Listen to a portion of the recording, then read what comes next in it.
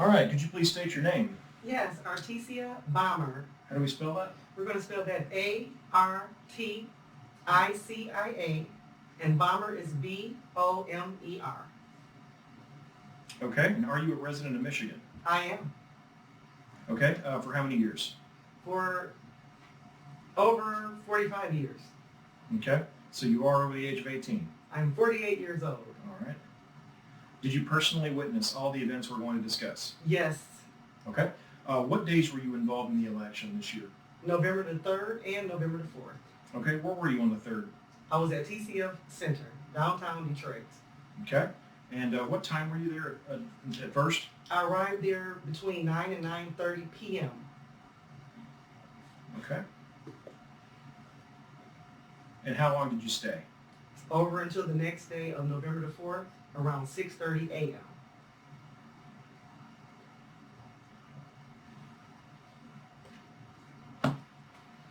Okay. Was that the only time you were there? Was that one stint? They would not let me in the second time to come back. Gotcha. Okay. So what was your role when you were there? Poll challenger. Okay. Were you trained? Yes, I was.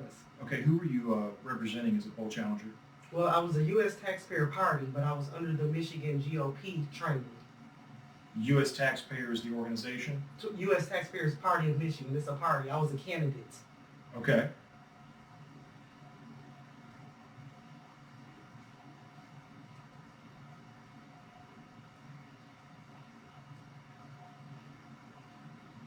Okay, great. So what did you witness? Well, I witnessed a lot. Okay, take your time. I took notes so that I could be able to have my notes in Okay. case I needed them. When we get done, would it be okay if we either scan those or keep them and send them You back to you? may. Okay, You great. can scan them today, and I'll take them back with me today. Okay, fair enough. Okay. So around 9:30, between 9:30 and 10, we were at room 260 upstairs in TCF building, where we all had to gather to get instructions to cover our shirts in case we had shirts on that had Donald Trump or anything that showed a party. Right. We were forced to cover our shirts with black T-shirts that they bought lots of packages of sitting on the counter. Okay, I refused to put the T-shirt on because I told them I would just cover it up with my jacket, which I did. I had Donald Trump buttons, I had John James T-shirts, so I covered them up. I zipped my jacket up and covered it up. When we got downstairs to a room, I don't know the room number, but we were all directed to go downstairs to the first floor and into a big room, real huge room, where there were news reporters, all cameras, just action. There was a bit of a line. We were in the line waiting to get our tables. okay, We would go past them. They would want to make sure that we had this sticker to scanned our temperature on the way in. My temperature was 96.9. And this is my credentials, TCF poll challenger. As well, I was also a poll challenger in the daytime of November the 3rd as well. I went around to various precincts and I saw things there too that was fraud. But we'll stick to TCF for now. So we get to the lady, there was a few ladies at a table when we get downstairs, just to make sure we got scanned and to sign in. We did so. My table was 123 and 120. Both tables were positioned right next to each other and they were right up front, right by all the cameras. Couldn't miss me. Mhm. When we got there around 11:43, between 11 and 11:30, an announcement came on the microphone by the moderator there, a black guy. He announced, we need all of the table leads to come over to the far left corner if I'm facing that way. And they all went piling to the left to this meeting that they had. The other poll workers were sitting at the table still. and this is the night of election? This is the night of election, Okay, between gotcha. 11 and 11:30 p.m. Okay. Okay, after they had the meeting, they announced that the ballot counting will begin. So, we are, as poll challenger, we're already positioned at our tables, and the table outline looked like this. So you would have, the lead is number 1, And the ballots would go around the table in this direction. So you mentioned this gentleman that spoke with all the team leads. Do you know what he said? We couldn't hear him. He had a secret meeting with them over into a corner. Okay. He had several secret meetings with them. He called them more than twice to the corner, during counting, before counting, and after counting. Do you know who that guy was? No, but I'll be able to describe him. Okay. And he was a black man, and he was dark skinned. He was around maybe between 5'8" and 6 feet tall. And he would have these meetings with the leads. Well, at my particular table, which was 123, we had a black man about maybe 5'8" in height, dark with glasses, a little bald on the top. He said something very disturbing before they started counting. His words were, he was talking to one of the other poll workers at the table. He told the poll worker, "This is our house tonight, right?" And the poll worker said yes. And he said, "So from now on, they're going to do what we tell them to do." So I take that as, this is our house, the Democrats, and the Republicans or independents and anybody else outside of that is going to do what we tell them to do tonight. So how did you know the man that said this was a Democrat? Because he said that he was a Democrat when he was asked. Okay. Yes. What I observed also was all of the leads that they were calling to the meeting, most of them had Black Lives Matter face mask on. Also, the blue mask with vote in the corner on the face, like the one our governor, Gretchen, wears in her interviews. And they were blue. Okay. We as poll challenge were told we can't show anything, but the poll workers was allowed to wear everything. They had Biden shirts, everything you can think of that was for Democrats. So just to make sure we're clear, what in your mind was the significance of them being blue? Intimidation. In my mind, it was Democrats, of course. Because saying blue vote. is the Democrat Party's Yes, chosen color. blue is pertain to Democratic Party. Yeah, that's what I thought you meant. I just want to make sure. Yes. Okay, gotcha. Yes. So right away that was very intimidating because I went with 5 Caucasian women, and I was the only African American woman with my crew. And I felt very bad for them and disturbed for them because they were frightened. They were older women than me, and they were frightened from the Black Lives Matter mask.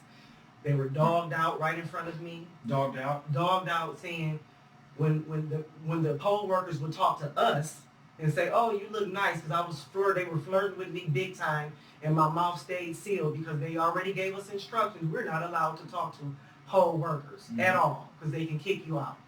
Well, they would keep talking to us and distract us and hit on us.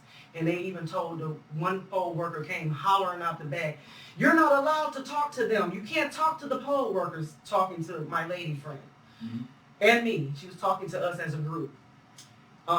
And I told the ladies, I said, "Look, y'all have to be quiet." Well, they talked to me first. I said, "I don't care. I don't care if they say you're pretty, your dog has nice fur, you drive a beautiful car. Do not talk to them because they will throw us out." And that's their excuse to try to throw you out. So is that what you meant by they were getting dogged out? Is that they were just trying to trick them into breaking the rules? Yes, they did. They were breaking them, and then they would dog them out and tell them you can't talk after they made the first conversation. Gotcha. They were talking to us first. We would not talk to them. They would come and say things to us. People like, "What party are you from?" My mouth stayed sealed. Some of the ladies are just friendly and they wanted to answer the questions, but I kept making them aware, do not talk to them. They are not the friends right now. They are doing their job. So did you feel that the poll workers were colluding to get Republican poll watchers ejected? They were definitely colluding to get us ejected, but for my group, I kept on them hard. Do not talk to them. Do not act antagonistic. No matter what they do, we are here for a job, and that is to challenge the polls. Okay.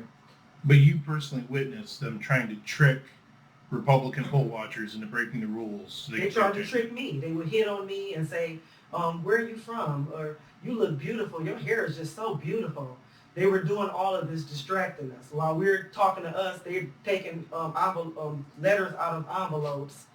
When I walked around the table around after 12 midnight into November the 4th, I observed one of the ladies So this is how the table looked. She sat up at the top at number 4. I observed her look in the envelope, saw it was said all straight ticket red, Republican straight ticket.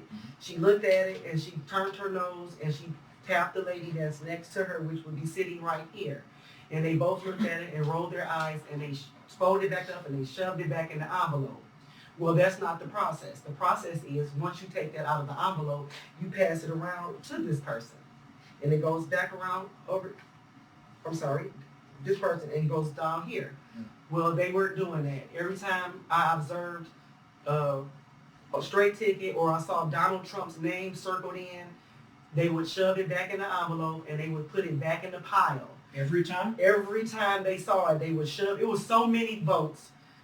They even had USPS boxes stacked up by the threes under each person. And on the top of those ballots was either red straight ticket or you can see Donald Trump's name shaded in. And they were all on the floors.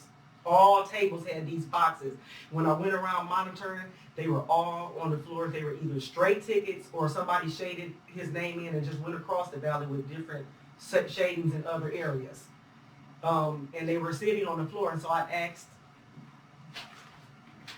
the man that was sitting right here, why are these still sitting on the floor? He said, oh, they were already counted. But remember, we just started the counting a little bit past 11:30 p.m. on November the 3rd. So how could all those be counted that quick? It was impossible with a capital I.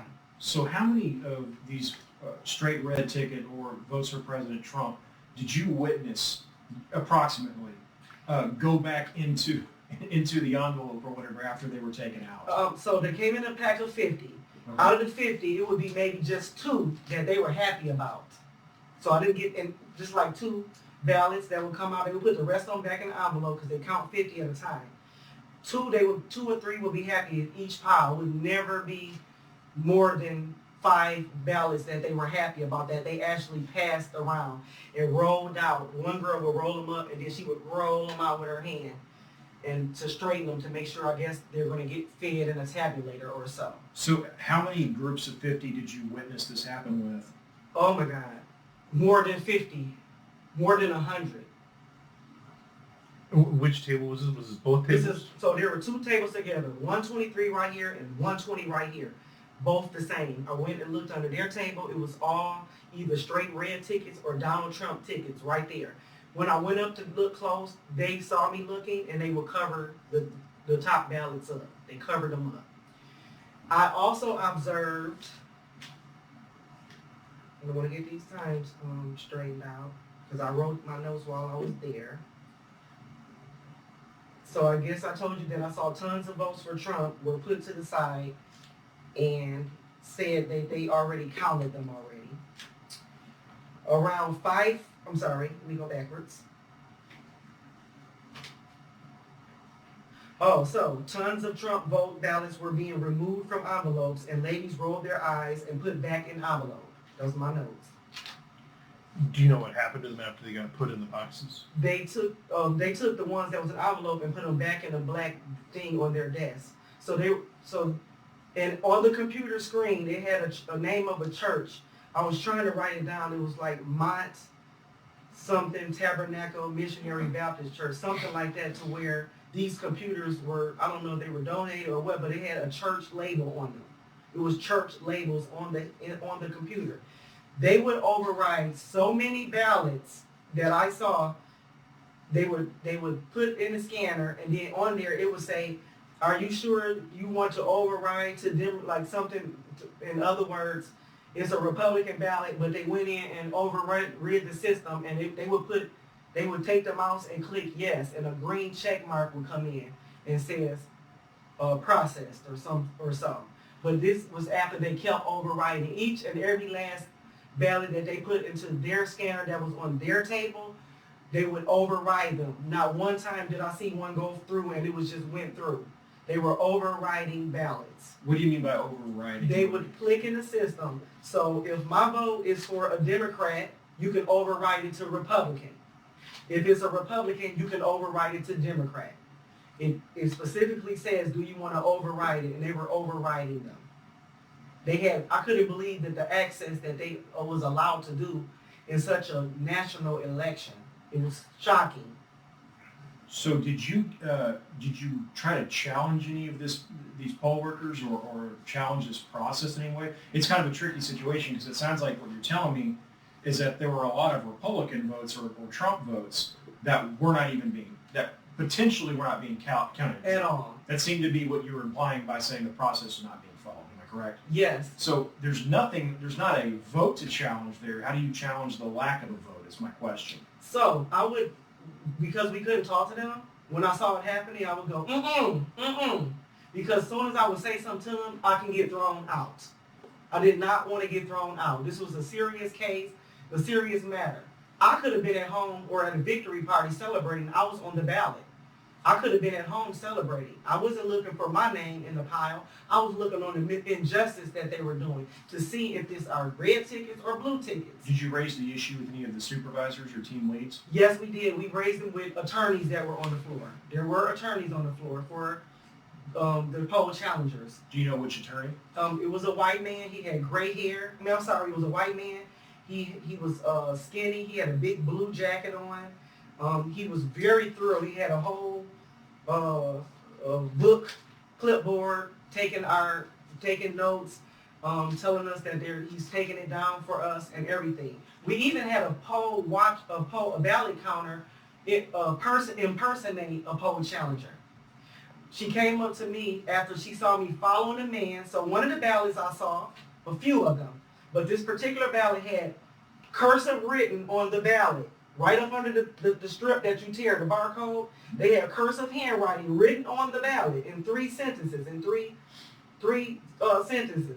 He was reading it, and it didn't even have a number on the barcode. So let me tell you that too. A lot of the ballots that they were putting through, and it didn't even have digits at the top.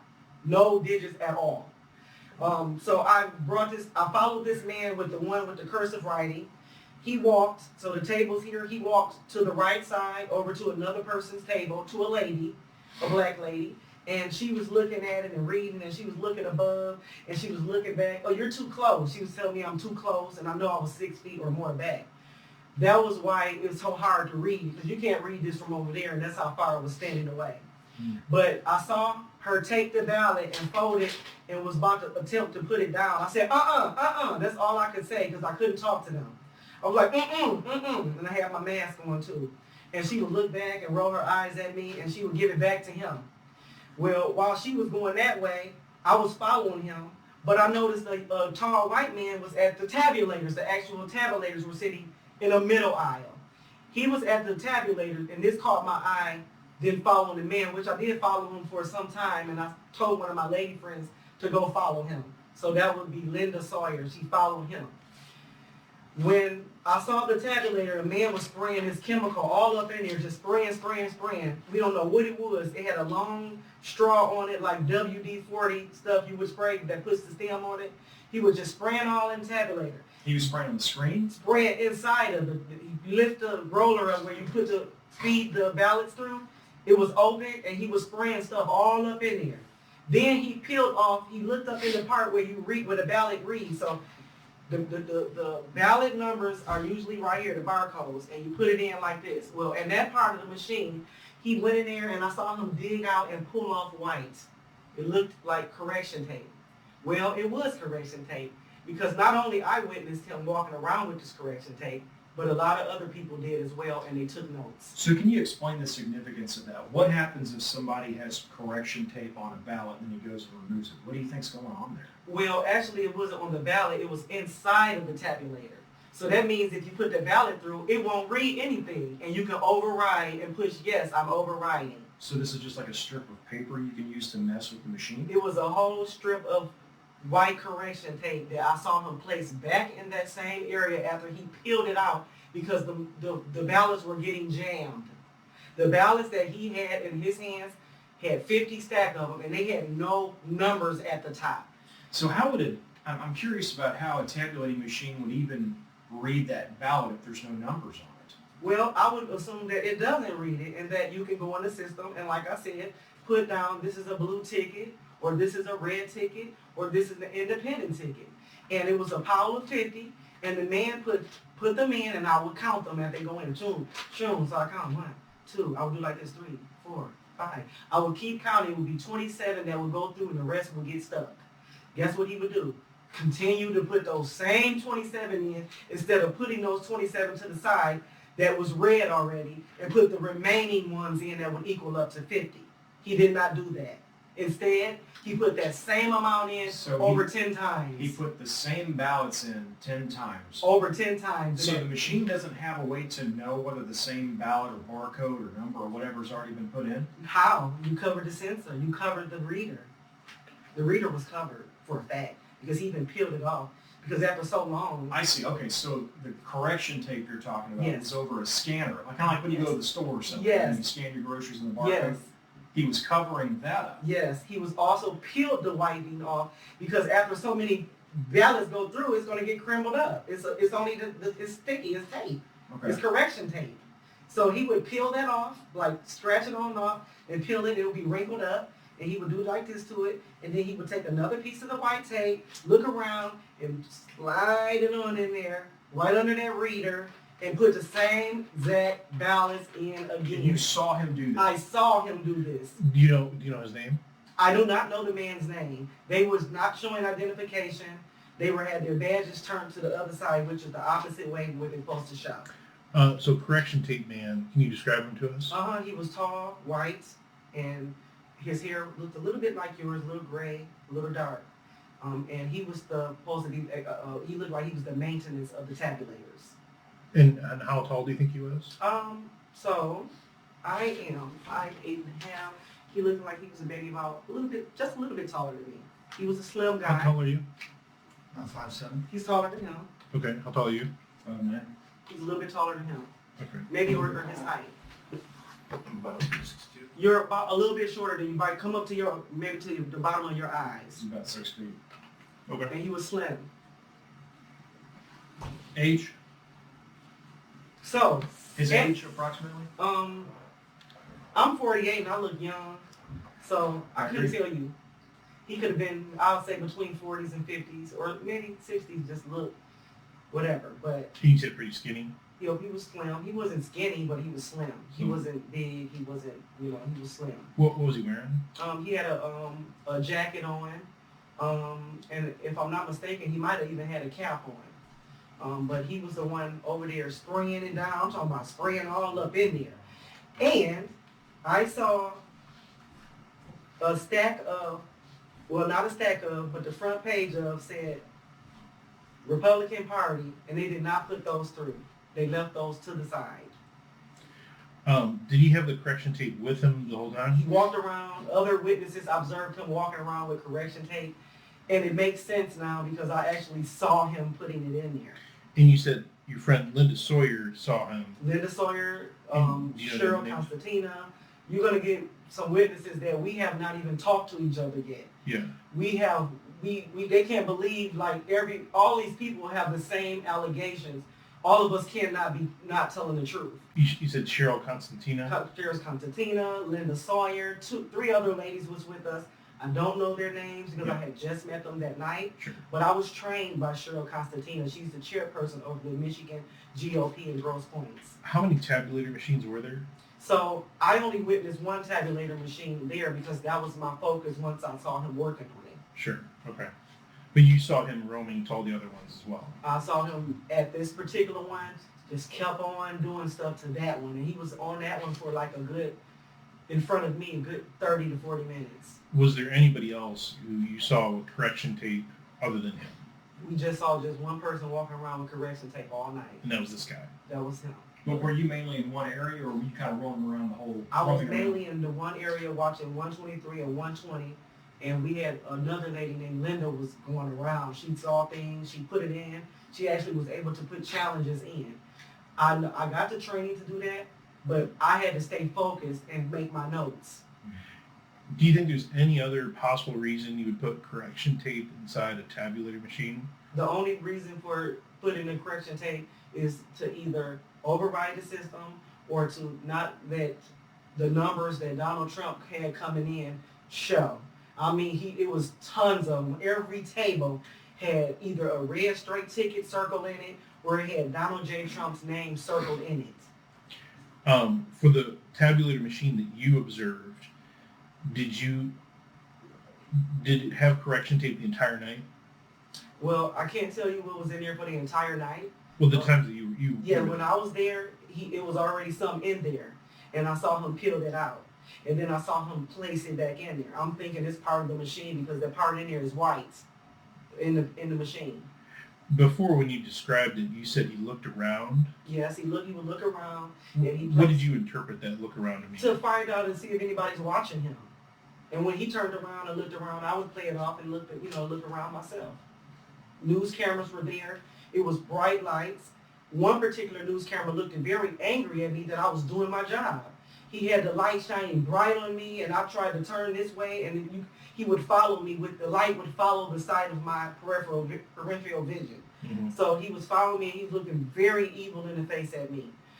I can't assume anything, but in my opinion, he was mad, and he was part of the process of the fraud.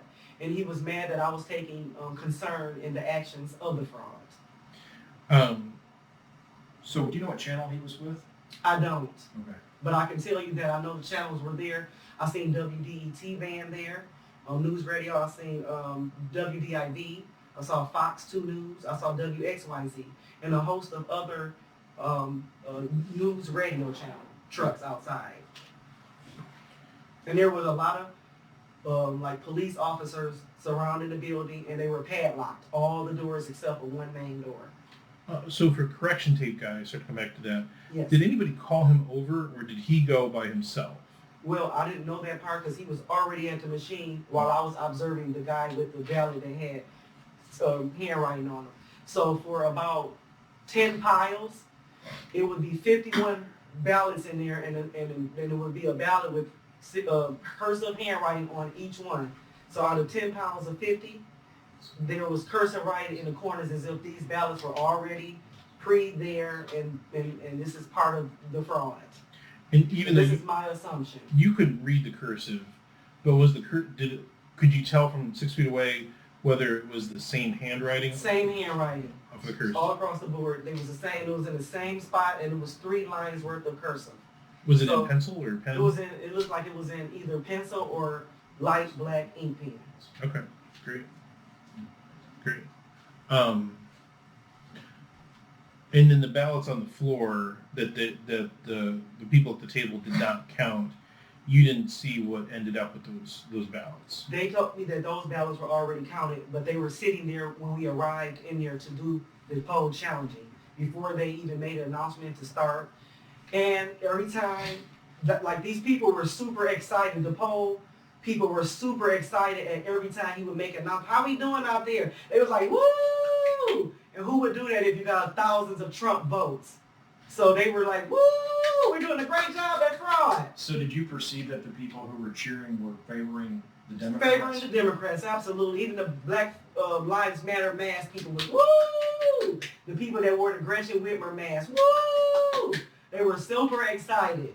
And we wonder, how is somebody super excited? Oh, let me tell you another thing they got super excited And about. these are the people who are counting the votes. These are people that sat at the tables. Paid election workers. Paid election workers at $600 a pop and more. Yeah. And guess what? You would think they're tired. Oh no. They made an announcement before they asked us to watch the ballot. You can take out your cell phones and you can use them. Just don't do any recording or take pictures. Everybody was clapping, woo! And that is totally against the rules. You are not supposed to have your cell phone out. What did you think they allowed them to do that for? Probably to just make them feel happy that they're stuck there, and maybe they can play a game while they sit there, because some of them were getting bored, some of them were getting tired. You can see their face. But every time they would say, how we doing out there? They was like, woo! Like, we doing the crowd. We got these. We got this. And I'm telling you, it was no other feeling in me but that feeling. Okay. And also, one of the guys there, because I wanted to make sure I read these notes. So, around, like I said, 4:03, they made the announcement. 50 boxes just came in. Woo! Who wants to count 50 more boxes? Who's happy about that? When At did- 4:03 a.m. What time? You said It was 4:03? around 4:03 a.m. in the morning. And this was the day after election. This is November the 4th, going into the November the 4th. This is late Tuesday night, early Wednesday morning. And early they, Wednesday and they said morning. 50 boxes? They said, ladies and gentlemen, we would like to announce that 50 boxes just came in. Why did they typically announce that new boxes had come in? No. And they also made an announcement before that. Somebody left their boxes up here, and we need to get people to come back up here. Y'all left boxes up here. We still have too many boxes left up here. We need your table leads to send somebody up to come get them. What was in the boxes? We don't know. I don't know. Were Never they- saw them open. Were they ballot boxes? They were ballot boxes. That There were showed- tons of big black ballot boxes sitting in the middle of the floor. We never saw open. They never opened these boxes in front of us. So were those the blank ballots perhaps that they use for duplication when there is a defective ballot? No, these are supposed to be ballots that were signed, checked off, Or or whoever they completed voted ballots. for. Completed ballots. Did you see who put those boxes there at 4:03? No, those boxes were sitting in there when we arrived. A whole slew of them in a row, sitting down the line. So you left before that? Left before who? Yeah. So they were there at 4:03. They were there at 11:30 on November the 3rd, on election night. All No, of them sat in the The middle. 50 boxes? Not the 50 boxes that came in at 4:03. These were boxes already in the aisleway. Right. So the 50 boxes from 4:03. So 4:03. You didn't see who. We brought never even saw them. them. Who would have seen them? We don't know because we never saw them. And then at around 5:15 a.m., they announced, "Well, thank you everybody. All of the boxes have been counted." What? Where were the 50 boxes? Say it again. Where in where at TCF did you see the 50 boxes? We did not see the 50 boxes at all. Oh, okay. I did not see it. I'm sorry to say we. Yeah. Me personally did not see any 50 boxes at all. They just It was- announced it. They just announced it, and within an hour, they said, "Well, thank you, you guys. You checked all of the boxes, and they're all checked, and you can start cleaning off your tables." And woo! They were so happy. So I'm sorry. What time did they say that again? That they had all been counted? About around between 5 and 5:15 a.m. Okay. Do you think you could count that many boxes in that You amount? cannot count even one box that fast because it's a process. You would have to give them the ballots. You would have to give them 50 apiece. You would have to have them come up and get them. Then they would have to go down. They would have to use this system at their table first before it even goes to the middle where the tabulators sit. Could you see the whole room at this point? You can just see the whole room like this. You can't see the tables. You can't see it. But I did walk around when I told you, when I saw the boxes, the UPS boxes stacked up in like 3s and 4s with Republican parties on them around the table, around the tables until they saw us aware of them because we weren't supposed to be that close. There's no way we would have seen them from you over there and they're on the floor. But we would walk up and go up in and look. So the guy was flirting with me. I kept walking around his area. Since he likes flirting, I might as well look at his area first because he's trying to distract me. Hey, you're flirting, so I'm going to look in the box while you're doing so. So the 50 boxes at 4 a.m., did you see what part of the room they may have gone to? No, there's no way they came. It was only the door open right here, the front door. We did not see 50 boxes come in at all whatsoever. Everything else was locked off, like I told you. There was only escalators to go up and down to the eating rooms, to where you eat at. A lot of the poll workers that were working, they had big luggages, big suitcases, big coolers, and they fed you great there. You didn't even have to bring food. They had plenty of food. It was like a buffet of food. You had drinks, coffee, anything you wanted in the room 260 where the poll challengers were, and as well they had a huge cafeteria for the poll workers. They can eat and drink anything they wanted, but they had big, huge boxes under their table that belonged to them. They were super excited, and there's no way you're super excited unless you know something. So wait, did you have access to go eat and drink whatever you wanted in this room as well, or was that? No, we could not go in that room. They separated us. They had us always continue to go back to room 260. Okay, the Republicans were in room 260, and who was in this other room with all the food and drink and everything? Democrats. Okay, got it. And there were boxes in there, you said. They had them under their tables already. People had their own big, huge boxes and big coolers. And we was like, wow. No checking for security. I could have had 10 guns in my backpack. They didn't check for nothing. They just let you in. So what do you think was in those coolers and stuff? I don't know. It could have been food. It could have been ballots. It could have been all type of things. We weren't able to know. Gotcha. Anything else you want to tell us? Yes. So I thought it was very also the one poll worker that impersonated as a poll challenger. I asked her, I said, "Are you a poll challenger?" And she just shook her head, "Yeah," because I was on a road following the one guy, and she told me, "Oh, he's okay, he's straight. Pull your mask up." She started talking to me real mean, and I would pull it up. She's like, "Pull up some more, some more." And a poll challenger is not going to do that to us. They're not. Us poll challenger. One thing about it, we didn't know any each other at all, but we all were respectful when we knew who each other was, because we was there for one job and one job only, and that's to challenge the poll and secure the votes and make sure justice is being done with this election. The announcement at 4:03 was Between that time. roughly around that time. Would there, if anybody was there, could they have missed that announcement?